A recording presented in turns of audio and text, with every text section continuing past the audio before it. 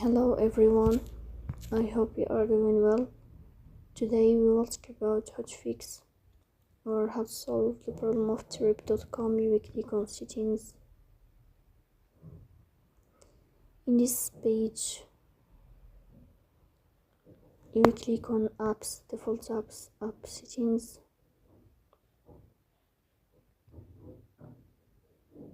Here you will click on Trip.com and you will enter. In this page, you will click on first stop and you will click OK. Here you will enter to the window of storage.